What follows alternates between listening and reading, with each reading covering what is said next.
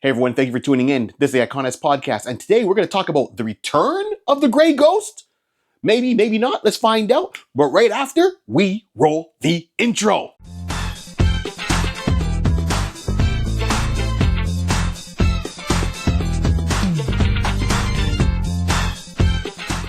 Hey everyone, thank you for tuning in to the iConis podcast. This is Barry 3D here and Inner Iconis Thoughts, and we're going to break down the return of the Gray Ghost. Well, I say return, but I'm not sure if we're even that far yet. So let's just go through a couple of ideas here. So first of all, remember, you can find all my stuff at barry3d.com. You can check out the website, see where I'm going to be at. Don't forget also check out DJ Rod C. You can see where his links are at. You can check him out. Also, you can find Larry Recklazzato, who does all the YouTube shorts for us, for our channel, which is great. And also Forgotten, Obscure, and Underrated Comic Characters on his Facebook page. Remember, like, subscribe, and share. Don't let the show be a secret. And if you need any digital work done, you can reach out to our boy, Jason Reese, Mr. J Bird Digital Arts. There we go. So that being said, and of course, thank you for tuning in. Don't forget, we got a Patreon page, we got a Coffee page. If you want to help the channel grow, please support us. We appreciate all that.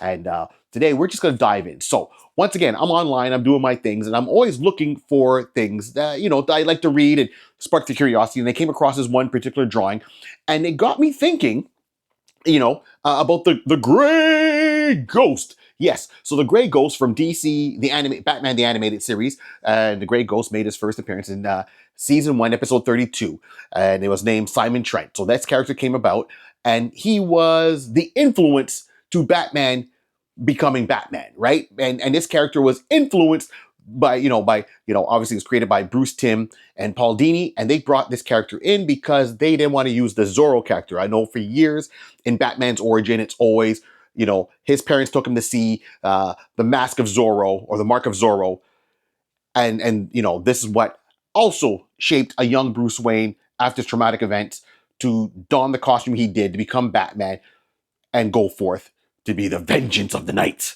Okay. And these characters are also influenced, real life, like Bob Finger, sorry. They were influenced by The Shadow, Doc Savage, Pulp Fiction characters of that genre to make this character as a Pulp Fiction character. So, you see how the influences goes, as I always say at the end, it's all about a pencil, a piece of paper, and lots of imagination. This is what they did, and they expressed it that way. And then, of course, we have this character that is beloved and has given us stories for years upon years upon years in all different types of media, going to date and still going. But of course, Batman starts off, and this is where he comes in. Now, Batman, as I said, the Zorro, but when they did the animated series, which was really well done, it still stands the test of time, it brought in another character called the Gray Ghost. And the Gray Ghost, like as Paul Dini and Bruce Timm were saying, is they wrote this episode specifically for Adam West. Adam West, who did Batman 66 live action with Burt Ward, and they wanted it to be almost true to what it was, right? Where he was an actor who got portrayed and stereotyped as this one particular character, and when he tried to do stuff after that, it wasn't successful. And they said, well, we wrote this episode, hopefully he wouldn't be offended, and if he would have said no, they would have scrapped the whole episode altogether. We would have been done with it. And that's where they came up with the idea of the Gray Ghost, because they didn't want to use the IP for Zorro because they had to pay the estate. It would have been a lot of money. And, they didn't want to put that out there at that time. Fine. So this is where they kind of tweaked the origin and this character came about. Now, the Gray Ghost has already appeared in like Jonah Hex as a villain. And then there was a Gray Ghost character with Batgirl. Okay, fine. But this one is the animated series one, voiced by Adam West, going through similar things parallel to him being Batman and being typecast for that after. And he was very honored. He signed on board to do this episode right away. He was honored to do it. Okay, now we see that, we get it, and the episode was a lot of fun to watch. And then in that world, the animated series world, we see the Gray Ghost was the one that influenced a young Bruce Wayne through his trauma to go for it. All right, we don't have to rehash the whole origin. Everyone knows the origin. If not, Google it. For the odd person might not. It's got different versions of it, but you get the gist of it. So now in the episode, we have an older Bruce Wayne, and he turns around and he sees, finds the Gray Ghost. He's talking to Dick Grayson about it, you know, and he's like, you don't know the Gray Ghost? Is like, I have no idea what you're talking about. Or is it Tim Drake? Sorry, it's Tim Drake. In there, he's like, I have no idea what you're talking about. And he goes, Alfred, get the tapes. We're doing a movie night, set up the theater, da-da-da-da. Then, of course, in the episode, they run across, you know, Simon Trent because certain things happen. He gets brought into it. They solve a case. So Batman in the animated series is working alongside his influence as hero, and he's so enamored with him. Goes, does what he needs to do, fine. At the end of the episode, he shows up. He's getting like a poster signed or a video cassette signed because the actor's career now is getting a resurgence. This is nice. He's doing signings just like you would see at a Comic-Con or a Fan Expo. Okay, that's great. And all the nostalgia that's there. In the background, you see a Clark Kent and Jimmy Olsen in the background of the episode. Real quick, if you look, you'll catch them. Beautiful ending. Now, why are we talking about and why I keep saying the Return of the Gray Ghost? Well, there was an artist that turned around and did his own rendition of Tim Drake being the Gray Ghost. And so we all know Batman says he's supposed to be a solo character, but he's got a huge family of people that he's influenced or he's helped and he's brought along the time. And then the Gray Ghost is one of them that comes out. So some of the ideas I like. So I know Jason, you know, let's break it down. Dick Grayson has a little bit of a falling out, rebels against Batman, and then he comes back. He leaves the Robin persona. He comes back as Nightwing. Got it? No problem. Let's not forget, though, Nightwing has nothing to do with Batman. I said it. Nightwing has nothing to do with Batman. Who Nightwing is, he was influenced by Superman because Superman was talking to him when he was taking his break and he quit being Robin, and he told him about Tales of Krypton, and he goes, well, in Krypton, there is heroes that we knew of, and they were called Nightwing and Flamebird. And Dick Grayson goes, Nightwing, I like that name.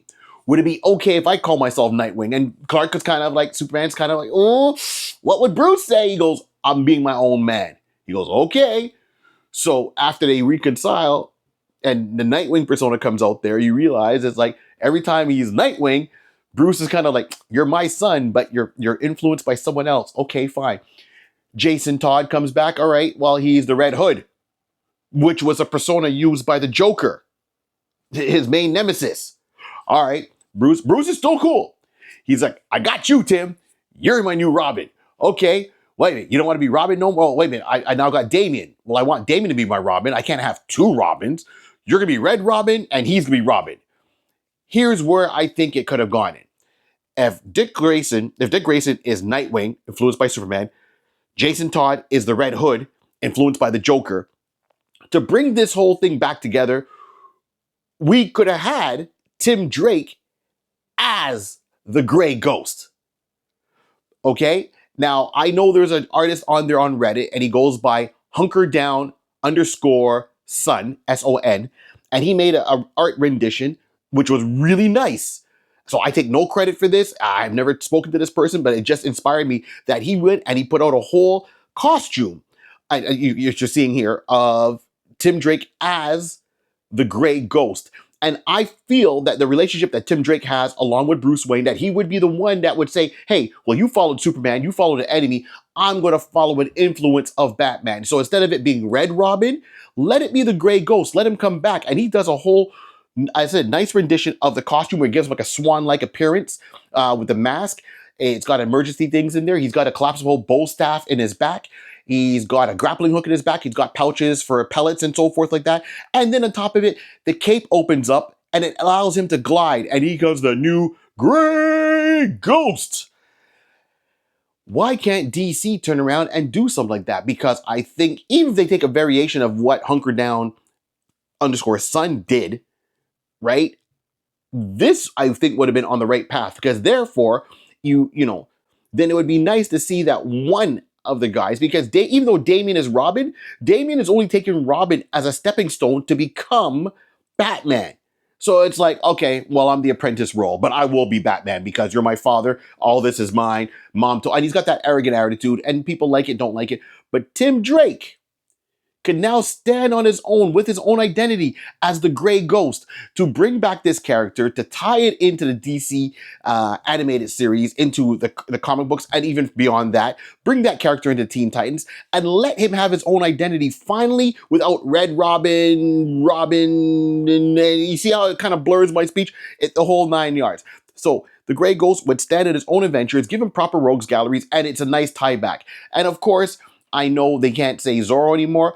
I think this would even stand out more as a talking spot amongst, let's say, the group of sidekicks, as I call them, right? And I'm talking Nightwing, Nightwing, Red Hood, and Damian as Robin to say, hey, you're taking on the moniker of the Grey Ghost? Bruce would like it. It would, I'm not sure if they'll make anyone jealous amongst that, but at least someone would say, hey, at least someone is following Bruce and he's influenced by one of his mentors to carry on this mantle. So, once again, bring back the Grey Ghost. It never hurts to look online to see everyone and see what people have as idea. And this inspired me to make this video because those adventures I would want to see. And if it could even say the original Grey Ghost, bring him into the comic book, Simon Trent, to turn around and say, someone's carrying, I did this character on TV, but now someone's doing it live. Hey, that's two people that, he's paying homage to, that he's influenced. So the question is, what do you guys think? Do you believe that I'm on the right track with this? And keep in mind, I have no idea. I didn't create this. I'm just going from what I saw. So would you like to see Tim Drake as the Grey Ghost? If so, tell me more. Write it down in the comments and say, does this have legs to stand on? Or am I reaching on this one? I'm good either way. This is the iConis podcast. My name is Barry3D. And remember, like, subscribe, and share. Don't let the show be a secret. And this whole world, as Hunker Down Son did, has been created by a pencil, a piece of paper, and lots of imagination. And until then, oh no, look out! It's the Grey Ghost. I had to do it that way, okay. Cheers.